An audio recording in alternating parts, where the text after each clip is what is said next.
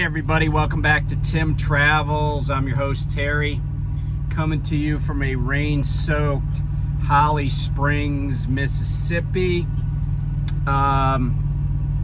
This I think is actually the hometown of Ida B. Wells. Ida B. Wells was a civil rights crusader, civil rights activist. She was also she's the one that started exposing the truth about lynching in the South. She was based in Chicago. That's why there's stuff up there named after her. But she did a lot to publicize that, along with black-owned newspapers and the Pullman Porters. And there's a whole book about that called The Defender, and it's about the Chicago Defender, and which was a hugely influential black newspaper based in Chicago, and it was there for many decades. In fact, when Obama wanted to run for Congress, he went to the Defender to ask for their endorsement, and they declined to endorse him when the first time he wanted to run for Congress. He ended up running for the state Senate in Illinois instead, and did get elected. Okay, so enough about that for now. So a couple of things about the previous video I did. I think one of the most instructive things about this channel is the comments section. And the reason I say that is because I don't know everything. I don't purport to know everything. I'm just a guy that's like poking the bear, I'm the guy hitting the hornet's nest with a stick, right? I don't know exactly what's going to happen sometimes. And a lot of times people comment, they provide good truck driving advice, they provide insight into something that I've been talking about, they provide inside information about what's going on. I talked about Prime basically transitioning to all lease.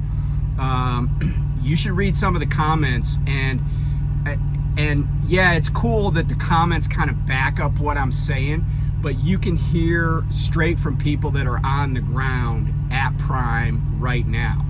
Not just, I got a copy of a message that went out to some fleet, So, yeah, a lot of people are echoing that, and maybe it's even farther advanced than I thought. And let me say one other thing about this. I had a commenter, and I don't suffer fools gladly. Like, if somebody says something, I'm like, okay, I want to hear what you have to say, but you got to back it up, right? Don't just say stuff, and especially when people talk about the law. I'm like, okay, well, the law is fact-based, and a lot of people who aren't lawyers, they know very little about the law. They know just enough to be dangerous, and a lot of times what they think they are so certain about, they are actually very wrong. And candidly, that's how people get in trouble in the world, whether it's in civil cases or criminal cases or whatever.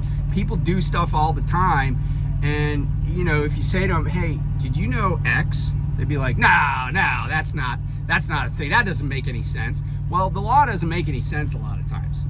But as a guy who studied it, and I'm not the world's biggest legal expert, but I could tell you that a little information is sometimes dangerous.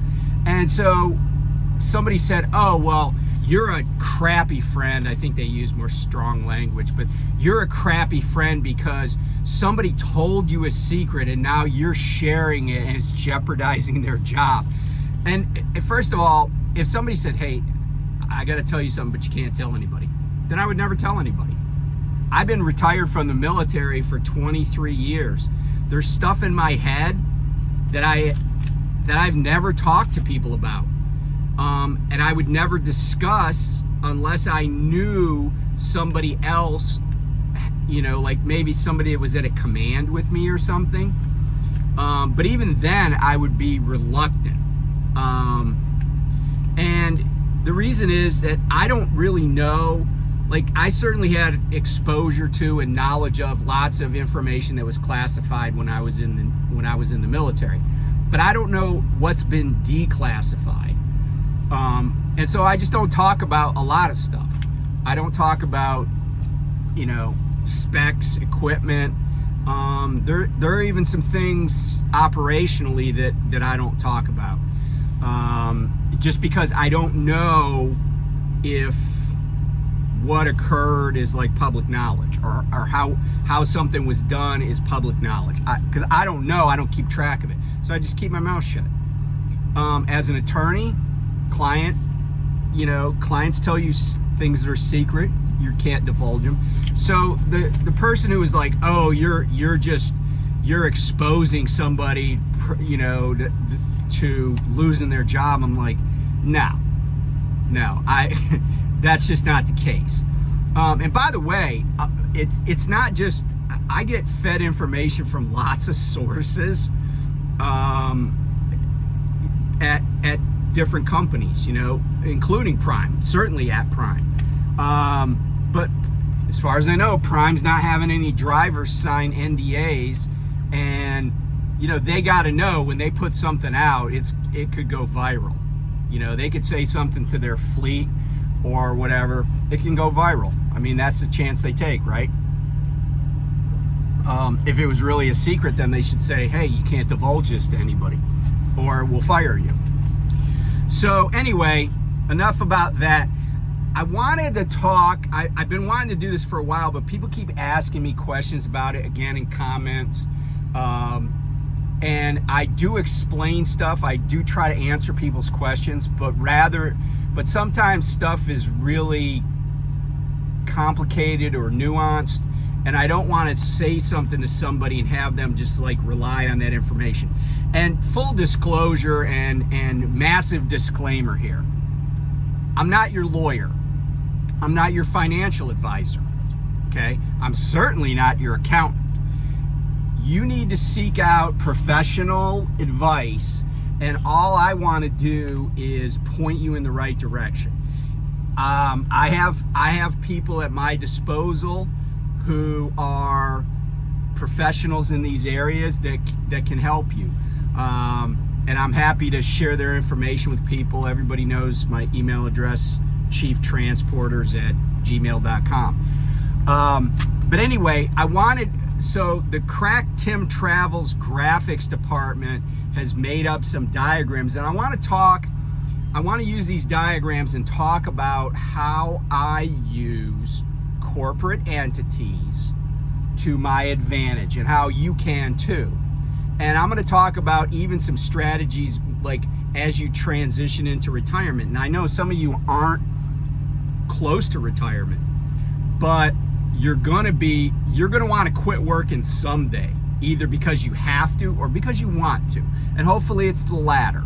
But a lot of people in this country retire because they have to, because their bodies are physically worn out. So I always advocate taking good care of yourself as best you can physically, in order to, because health is wealth, right? Okay, so here's the premise I want to start with. There is a distinct difference between a corporate entity and an individual. Corporate entities are treated as individuals because they're kind of a legal fiction, right? But that's the reason that a corporation can sue somebody. It can be sued. A corporation can even be criminally charged. Boeing was just criminally charged. You may recall that when Enron crapped the bed in 2002, eventually the U.S. government charged its auditing firm, Arthur Andersen, which was one of the big five back in the day. big 5 accounting firms in America, public accounting firms. They charged Arthur Andersen criminally, and that ended up destroying that firm, that criminal charge.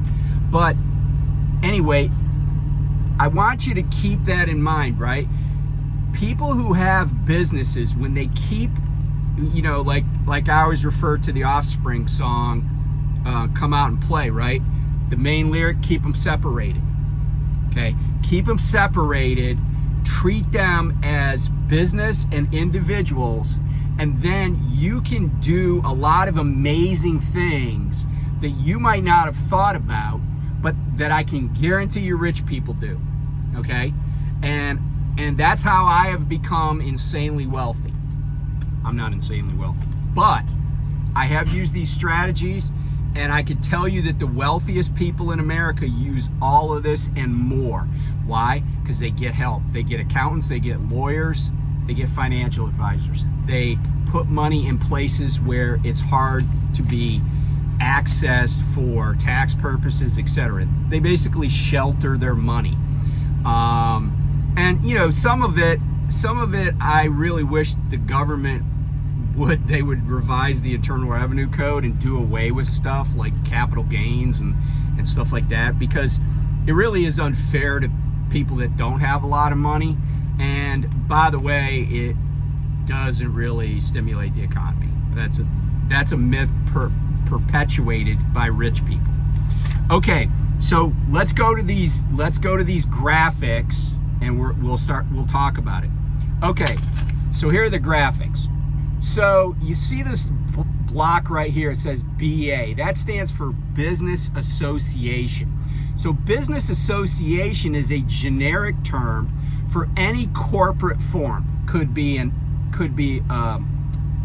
C Corp, it could be an S Corp. And by the way, S Corps can be an election.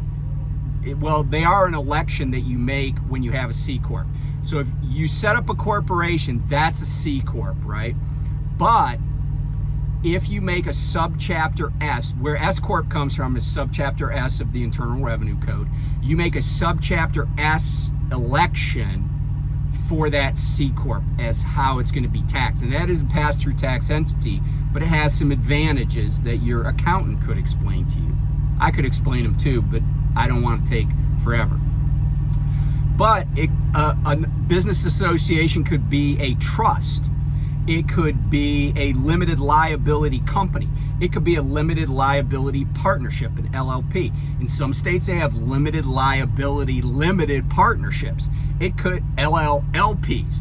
There are professional LLCs, PLLCs in some states. There are LPs, limited partnerships. Okay, there are general partnerships. Now, general partnerships normally aren't something that are registered with the state, but it is a form of a business. So which form of business is best for you? That's probably something that you want to talk to your accountant about. Okay, but let's say you got your business association, incorporated, LLC. By the way, incorporated, it doesn't have to be, say, Inc. after it. It could be Inc. It could be CO, like company. It could be limited. There's any number of abbreviations that could come afterwards. And limited is not really used a lot. There's limited use of limited in the United States, but it's pretty popular in Canada, and it is used here, and it means the same thing as incorporated. Okay, so you got your business entity. You set up that business entity and you do it right. You get an EIN, an employer identification number. You set up a bank account using that EIN. You fund that bank account by loaning the entity money from your pocket. But of course, you control the equity in that entity. Now, here's what happens. You sign a contract with a customer. So I'll just use Prime as an example, because there's a lot of viewers on here who have either worked at Prime or do work with Prime, and they have a contract, right? They're independent contractors. Okay, So the contract is not between you and the customer or you and Prime. It's between your business entity and the contractor. And you want to make it that way. Why? Because then you want all the money that flows, excuse me, that the customer owes you to go to the business entity. You don't want it going to you. I've heard people that say, oh yeah, I got an LLC. You're like, oh, okay, where's the money go? It goes into my personal checking account. What that means is that LLC is basically useless. You have essentially neutered the whole point of having the business entity, right? To limit liability. Liability doesn't just mean for criminal or civil acts like crashing, like a tort, like crashing into somebody. It also means like contractual liability. Who owes money for something? If somebody signs an agreement with your LLC and your LLC defaults on that agreement, then their remedy, as long as you've obeyed these corporate formalities and kept these things separate, this is you, by the way, you've kept these two things separate and proper, they can't come after you personally, okay? Like when I was driving the truck that we leased from, that my entity leased from Success, I had a contract. I was like, you know, I don't want to get in a wreck, but I knew that if I did, there's nothing anybody can get from me. There's nothing. Why? Well, first of all, I don't really have much. And when I say I don't have much, I'm not joking. I don't own a house. I don't own a car. Yeah, I live in a house that a trust controls, which by the way is a business association, sort of. The houses we own are owned by trusts. I'm not even the beneficiary on those trusts. I don't own a car. I don't own anything. I had a Rolex. I gave that away. I mean, I got some Tim Travel shirts. That's about it, right? So, and my ability to earn money. That's it. But coming after me, like looking for my assets, it's never going to happen. I mean, somebody could try to get it, but there's nothing there. There's nothing there because everything that I own or control is protected. And I'm not saying that because I'm up to no good, that I'm engaged in nefarious activities, or I just feel like I should be able to kill a bunch of people and not be held accountable. It's just how I live my life. And I recommend you do too. But so you have your entity, you have your customer. The customer pays you and then gives you a 1099, right? 1099 is for the entity, not for you. Notice this lifelike drawing, okay? Then you make yourself a W-2 employee of this entity. Now, what does that do for you? Well, guess what? Let's say that you really don't need much money. Let's say that you can survive on $24,000 a year. That's all you want in income. But all this other money, but there's another 100,000 that's flowing into your entity. Well, what do you do with that 100,000? Well, remember, if it's not incorporated, right? It's a tax. It flows through to you ultimately, right? It's a pass-through tax entity. But at the business level, you can spend money like a drunken sailor, and it's all legal. I'll give you an example. From my LLC that we used to deal with Prime, that money came into the bank account of the LLC. Around $10,000 a year was shunted off into permanent life insurance, right? That life insurance has a cash value. That life insurance cash value grows, not subject to any taxation, because it's part of the death benefit. And I just happen to have a whole life policy, and it has a bunch of riders on it. But the way it's structured, that money came from the business, not from me personally. And I didn't get taxed on that money that went into the business expense. And we, pile up money, and then let's say that you have a whole life policy, and I'm not a big fan of variable universal life, which is basically based on the market. But a whole life policy, let's say that you eventually accrue $100,000 of cash value, and you have a death benefit of, say, $300,000. Let's say that you want to buy something. You say, oh, well, I want to borrow $50,000 from that policy. Well, the insurance company will cut you a check for 50 grand. There is no tax liability associated with that because it's in an insurance policy. It's not an investment. It's not in your bank account, right? It's not income. It's cash value from an insurance policy. And because you are required to pay that money back, just like with a 401k. But here's the difference. If you don't pay back on a whole life policy, all that happens is the insurance company nets that amount that was borrowed and not repaid out of the death benefit. So I think in my example, I said $250,000 of life of a death benefit. You borrowed $50,000. Let's say you borrow $50,000. 10 years later, the insured, you, dies.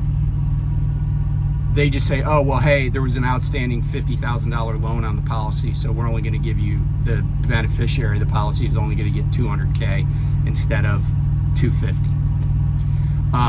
That's how rich people do things. That's key man insurance is what I'm describing. Okay, I got to hold this up closer. So another example, let's say, remember I said, oh, you took $24,000 in income in a year. Do you know that the business, and again, you should consult a financial advisor on this part, but the business could have a SEP IRA set up, and the business could contribute 25%, I believe it's 25% of that salary. So the business could just put in $6,000 a year, and that vests immediately, and you don't have to contribute to it at all. And it's just in that IRA. You didn't pay any taxes on it.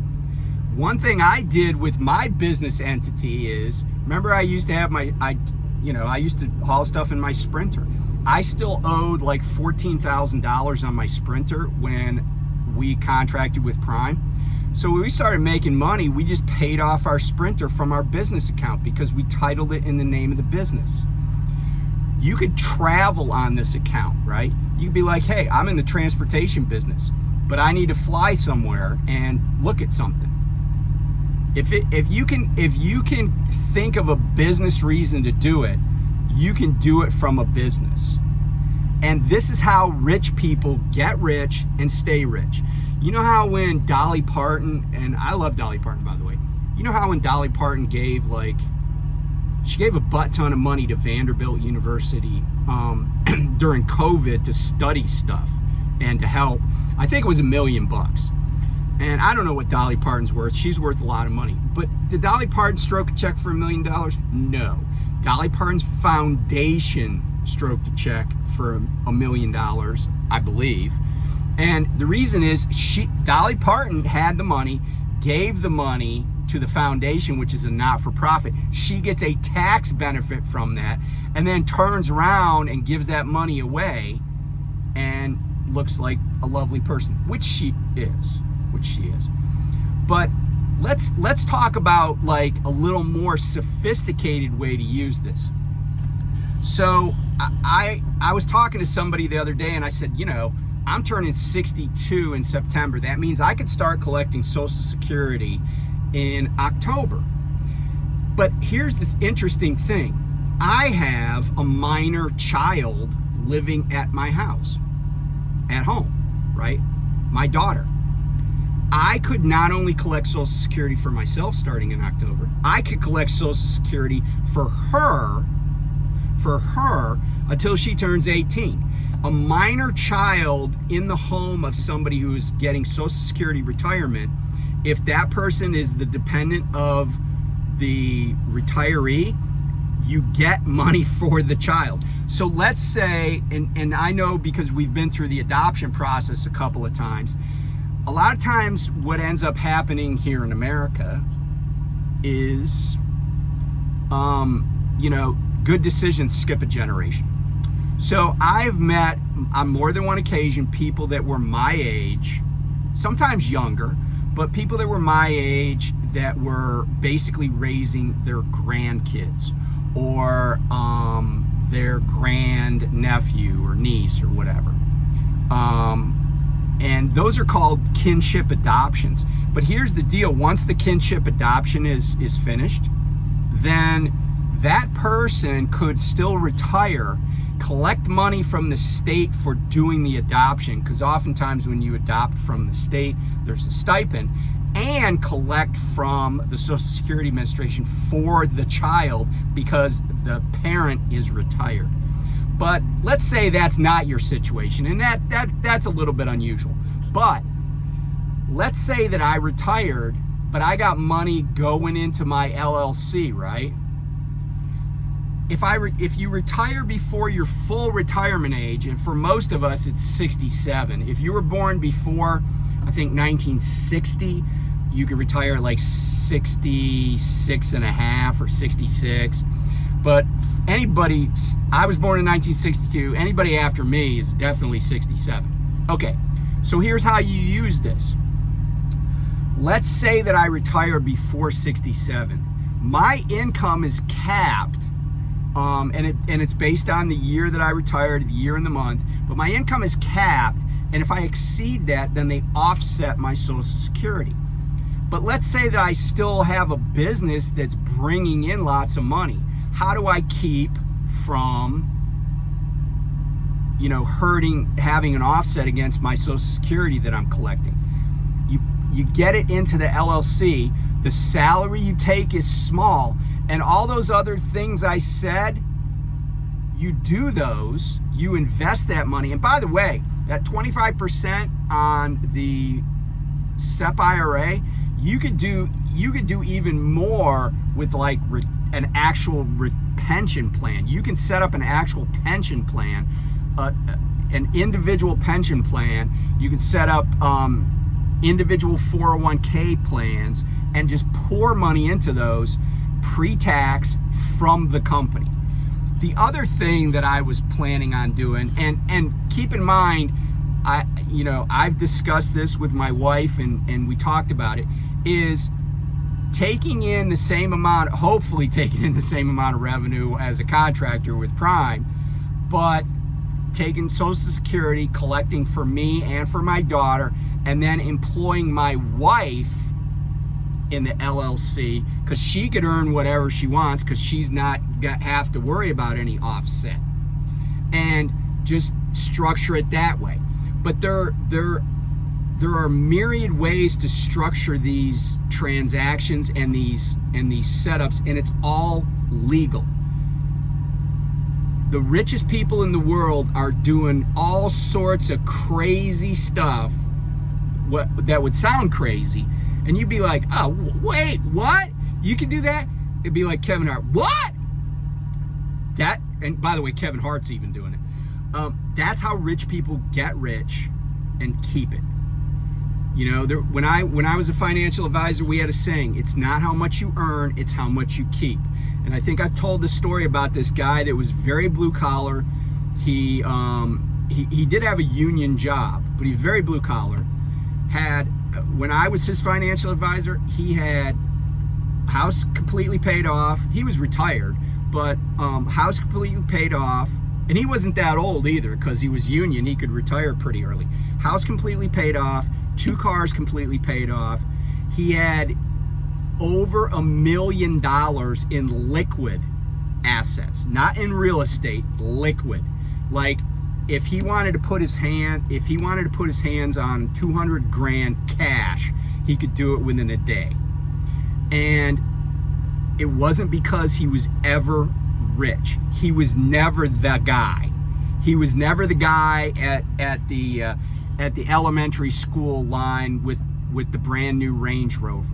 He was never that guy, or his wife never was that lady, They never had anything ostentatious, but they got a lot to show for it. And it's not what you make, it's what you keep. And so anyway, I know this is probably engendering questions. And if I need to, I could do a live on this. But I would also even consider bringing in, if there's interest, I have a couple of friends that work for big, very reputable insurance companies. One works for Northwestern Mutual, and he's a little bit of a younger guy, and another works for New York Life. And that guy, and I've bought products from both of them, and yeah, and the guy that works for New York Life was in the Navy with me. He was a SEAL, and he's retired now. And yeah, so but I would be happy to do a live and get them on the broadcast and just, you know, help you figure out how to go forward and how to do things that that make sense in your situation. So anyway, thanks for watching. The rain looks like it's abated. Got to go up to Memphis and get a washout. Then I got to pick up at Tyson over in Tennessee this evening. Then I'm headed for the land of Lincoln, Illinois. So anyway, be safe, and I'll talk to you soon.